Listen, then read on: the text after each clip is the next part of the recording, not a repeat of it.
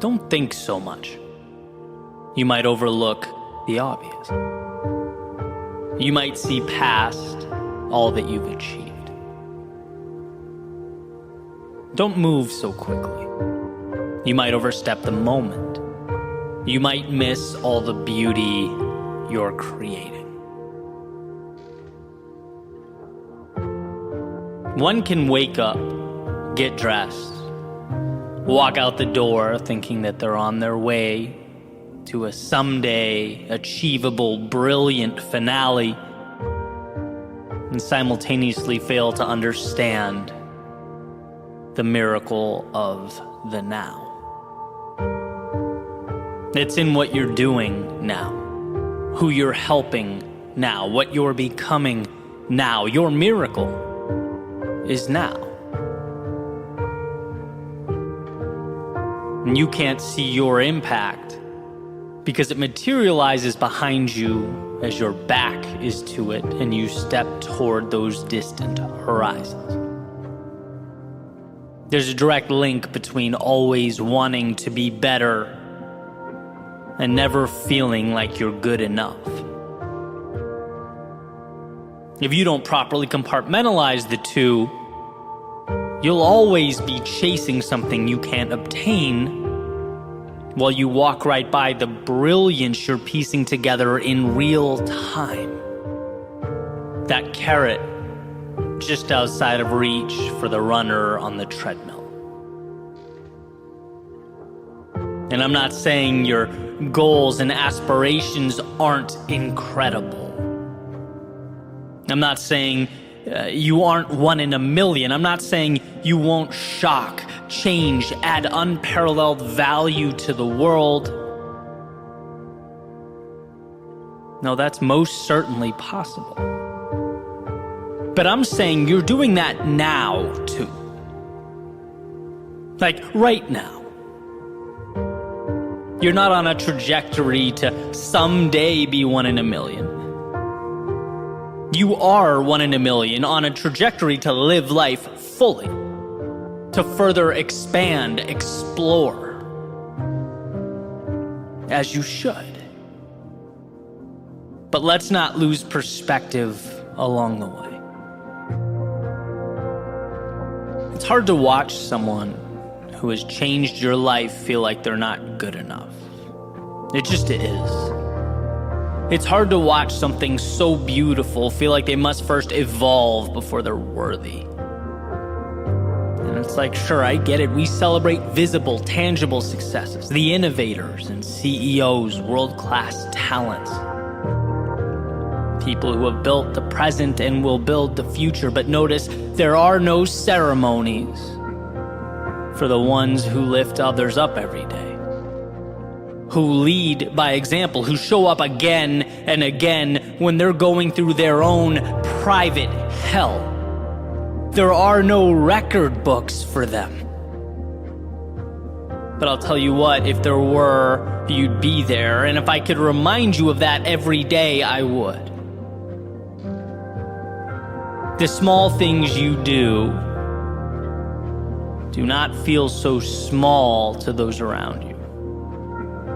In fact, your mere existence changed my life, and I know I'm not alone, not even close to alone. It's a tough world we live in. Tough enough to bring even the strongest amongst us to our knees. Yet you think you're flawed and insufficient. I ask, compared to what? A lot of people would have folded a long time ago. Wouldn't be fighting for a dream or standing for anything. A lot of people wouldn't be giving so much of themselves. Again, I continuously run into this question. Why is it that the ones who are changing the world, not with their social media follower count, but with their actions, so often fail to see their own value? Perhaps they're using the wrong measuring sticks. Maybe their sights are set so high they don't realize all that they're making better along the way. Maybe they don't know that every soul they light up puts in motion a ripple effect, an exponential value add. But if you just lift your head up and look around, you would see quite the ripple effect. You would see quite the chain reaction. You would see that you are not just working towards change, you are actively embodying it. Don't be the only one who can't see that. Why do I say this? Why spend the time? Well, because one, I think it's not something we say enough. The ones who truly change us or make our lives better need to be told that. There's just something tragic about keeping it to ourselves. And two, because you don't give yourself enough credit. You're blind to the path you've traveled and the dragons you've slayed. I couldn't believe my ears when you apologized for being weak. Weak? Weak is retreating. Weak is being selfish. Weak is forfeiting your gifts. Those descriptors are antithetical to who you are. And sure, we all slip into them once in a while. We're human beings. We all endure our valleys of despair. But to fight with everything you have on your way back up, that is not weakness. That's courage. I think our definitions might be crossed here.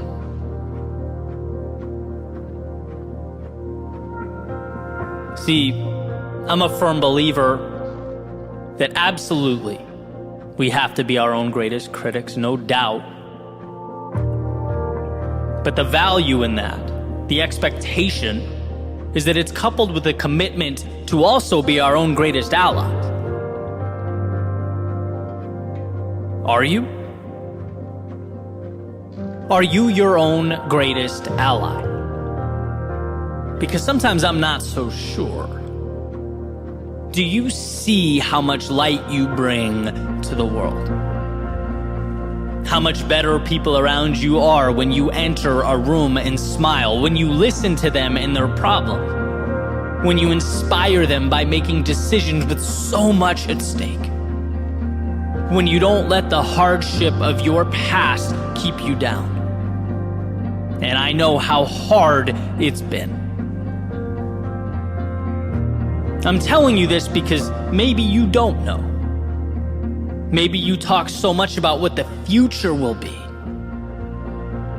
and how big and incredible things will become that you overlook the parallel worlds you are creating with each step along the way, a pilgrim, a wanderer in search of an impact you are already making. So look, keep your head up and your expectations high. You will do remarkable things. But don't be afraid to look over your shoulder and see that you already are. Don't beat yourself up for not yet arriving at an imaginary place while you change the world along the way. Give yourself the same grace and compassion you would give to me. Allow that for yourself. Don't think so much that you overlook the obvious. You just might see past all that you've achieved. And don't move so quickly that you overstep the moment. You might just miss all that beauty that you're creating. This isn't a pep talk. This is me holding up a mirror so that you can see the value add. You're not merely an IOU to some future self. You are all the people around you whose lives you make better every day, the lives you touch by being you.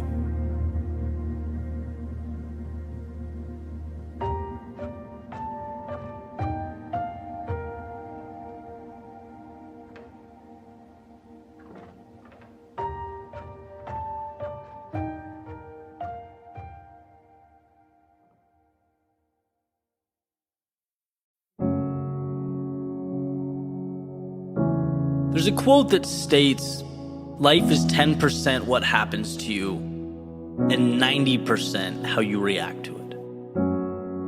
which means that your reaction is drastically more important than the circumstance. And that's critical to know. It's critical to understand that no one in life has more power over your own situation than you. And there's an old story that hits on this point exactly. There's a father and a daughter.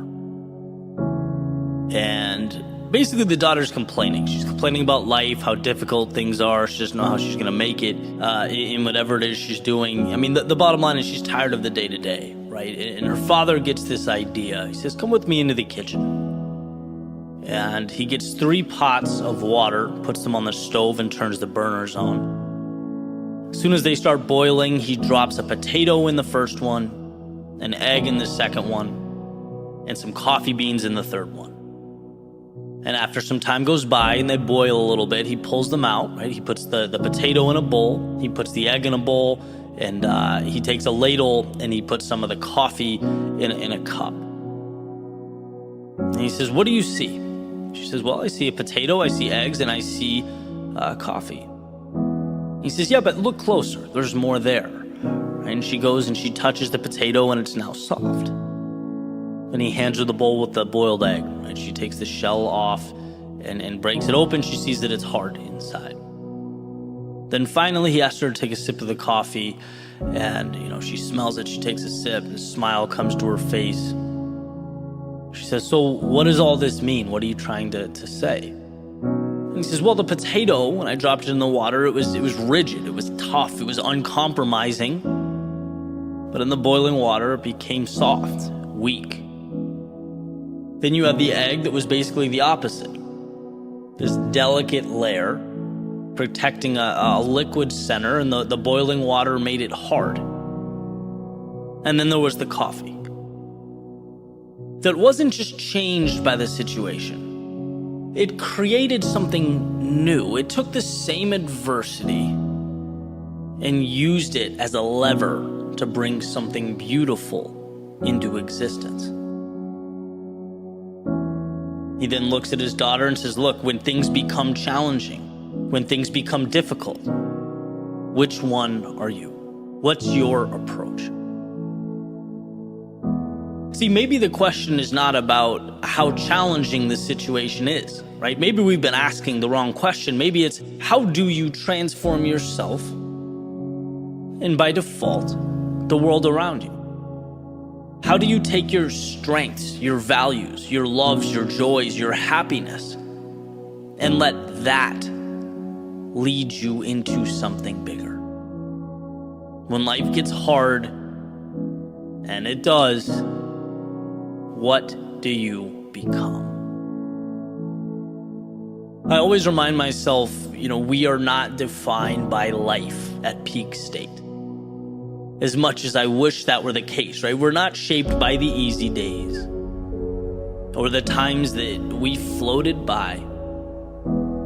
Because those times are great, they're enjoyable, but they're not what make or break us. It's the times that challenge us and ask us to be what we have not yet become. That's the good stuff.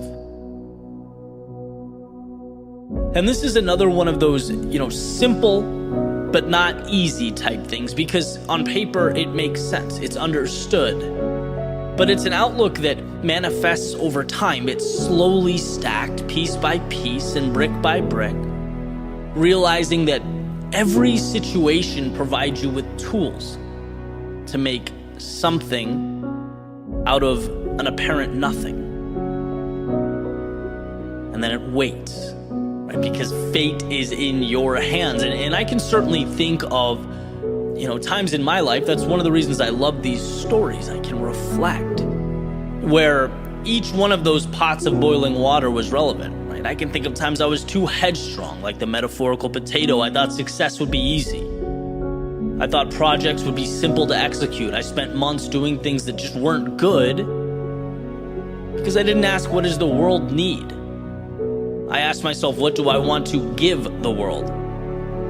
And there has to be a marriage there, right? And it was a quick reminder that the world owes me nothing. I was humbled or softened, as the story goes. I've been the egg, I've been timid, I've been uncertain, thin-skinned, worrying about what people would say or the content I was creating, worried about perception. How would things look if I failed? And very quickly, I learned that when life is a game of comparison or one-upmanship, when you do things for reasons and people other than yourself, can't win. You overcompensate. You do things for the wrong reasons and you lose yourself. You become hardened. And then there's the good stuff, right? Getting to the coffee, not bowing down to the circumstances, but shaping them. Not letting life dictate how the story goes or the fate of your character. And what's interesting is I'm pretty sure that being that metaphorical egg and the potato, they lay the foundation to become the coffee, the life lessons, the falling down, the picking my ego up off the floor, learning to trust myself, not be led by the opinions and expectations of others. You essentially learn that you can take the world around you and change it, that it is malleable, it is flexible. You have that power. You have that ability. It's up to you to believe it. And that's critical because no one comes along and co-signs that understanding for you. It's an internal process. You start to learn that things aren't there to provide instruction. They're there to propel you. But can you see the unknown as the opportunity, the obstacle as the way, and the loss as the armor that you pick up during the journey? And so, all of these words essentially come to one point. And that point is you have so much more control over your life than you think you do. As I've said before, you are stronger than you think you are. You are more resilient than you can even imagine. And when life tests you, and again, it will, remember that the challenges are not happening to you, but for you.